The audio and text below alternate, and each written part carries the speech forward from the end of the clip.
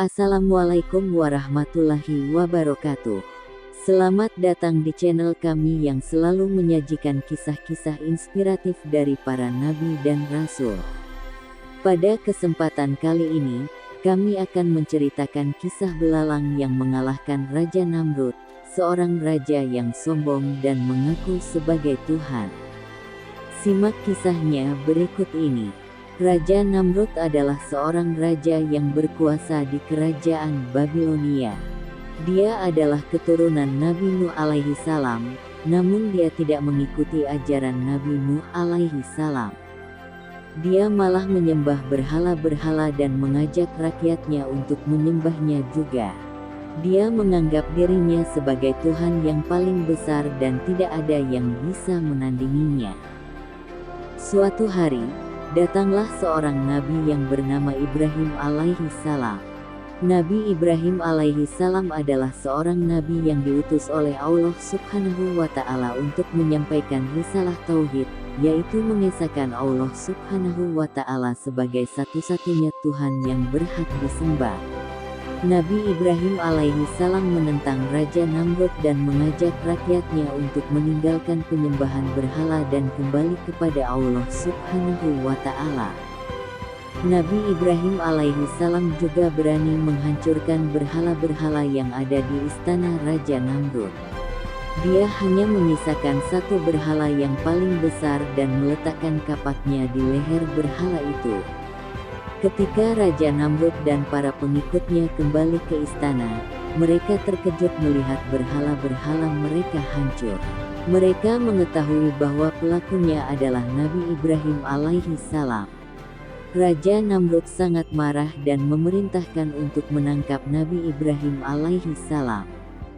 Dia membawa Nabi Ibrahim alaihi salam ke pengadilan dan menanyainya, "Hai Ibrahim, apakah kamu yang menghancurkan berhala-berhala kami?" Nabi Ibrahim alaihi salam menjawab, "Bukan saya, tapi berhala yang besar itu. Tanyakan saja padanya, jika dia bisa berbicara." Raja Namrud dan para pengikutnya tertawa mendengar jawaban Nabi Ibrahim alaihi salam. Mereka menganggap Nabi Ibrahim alaihi salam gila dan bodoh. Mereka berkata, "Bagaimana mungkin berhala bisa berbicara? Berhala itu hanya terbuat dari kayu dan batu. Kamu berbohong, hai Ibrahim. Kamu harus mengakui perbuatanmu dan minta maaf kepada kami." Nabi Ibrahim alaihi salam berkata, "Kalau begitu, mengapa kalian menyembah berhala yang tidak bisa berbicara, tidak bisa mendengar, tidak bisa melihat, dan tidak bisa memberi manfaat atau mudarat kepada kalian? Bukankah itu adalah kesesatan yang besar? Hanya Allah Subhanahu wa Ta'ala yang berhak disembah. Dialah yang menciptakan kalian, yang memberi kalian rezeki, yang mengatur hidup dan mati kalian, dan yang akan mengadili kalian di akhirat nanti." Raja Namrud tidak terima dengan perkataan Nabi Ibrahim alaihi salam. Dia merasa tantangannya sebagai Tuhan terancam oleh Nabi Ibrahim alaihi salam. Dia berkata, "Aku tidak percaya dengan Tuhanmu itu. Aku adalah Tuhan yang paling kuat. Aku bisa memberi hidup dan mati kepada siapa saja yang aku mau. Aku bisa menguasai bumi dan langit. Aku bisa berperang dengan Tuhanmu itu." Nabi Ibrahim alaihi salam berkata, "Allah Subhanahu wa Ta'ala adalah Tuhan yang Maha Kuasa. Dia bisa memberi hidup dan mati kepada siapa saja yang Dia mau. Dia bisa menguasai bumi dan langit. Dia bisa berperang dengan siapa saja yang menentangnya. Tidak ada yang bisa menandinginya. Kalau kamu benar-benar Tuhan, coba tunjukkan kekuatanmu itu." Raja Namrud berkata, "Baiklah, aku akan menunjukkan kekuatanku itu. Aku akan berperang dengan Tuhanmu itu. Aku akan membunuhnya dengan panah-panahku. Aku akan membuktikan bahwa aku adalah Tuhan yang paling besar."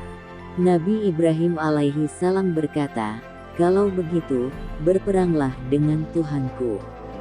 Tapi ingat, Tuhanku tidak perlu berperang denganmu. Dia bisa mengalahkanmu dengan cara yang tidak terduga. Raja Namrud lalu mempersiapkan pasukannya untuk berperang dengan Allah Subhanahu wa Ta'ala.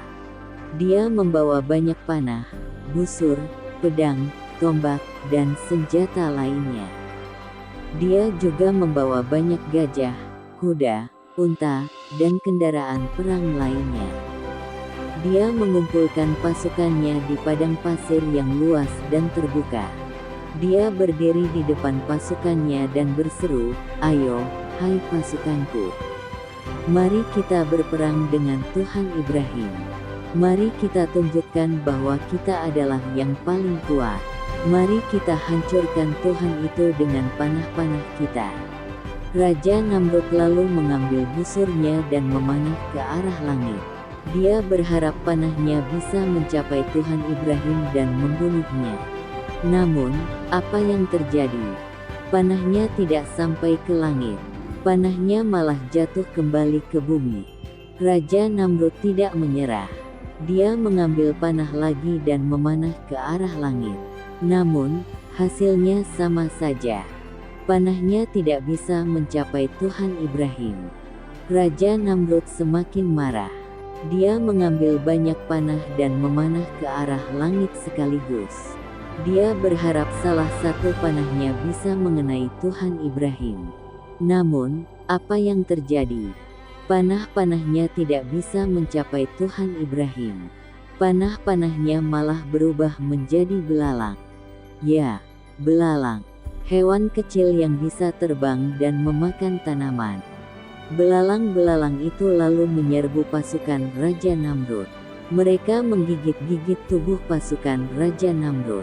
Mereka juga menggigit-gigit senjata dan kendaraan perang pasukan Raja Namrud. Mereka membuat pasukan Raja Namrud menjadi kacau balau. Mereka membuat pasukan Raja Namrud menjadi ketakutan dan lari tunggang langgang. Raja Namrud sendiri tidak luput dari serangan belalang.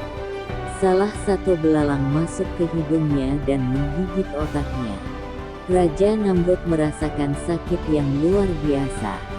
Dia tidak bisa berbuat apa-apa. Dia hanya bisa merintih dan mengerang. Dia sadar bahwa dia telah dikalahkan oleh Tuhan Ibrahim. Dia sadar bahwa dia bukanlah Tuhan. Dia sadar bahwa dia hanya manusia biasa yang lemah dan hina. Raja Namrud akhirnya mati dengan cara yang sangat menyedihkan. Belalang yang ada di hidungnya terus menggigit otaknya sampai habis. Raja Namrud mati tanpa bisa berdoa dan bertaubat.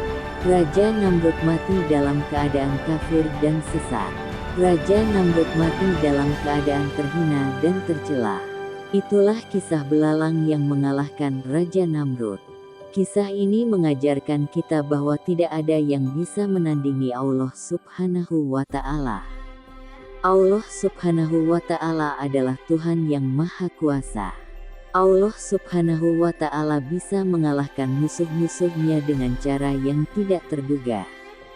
Allah Subhanahu wa Ta'ala bisa menghukum orang-orang yang sombong dan mengaku sebagai Tuhan. Allah Subhanahu wa Ta'ala bisa mengangkat derajat orang-orang yang beriman dan bertobat. Semoga kisah ini dapat bermanfaat. Sampai jumpa pada kisah lainnya. Salam.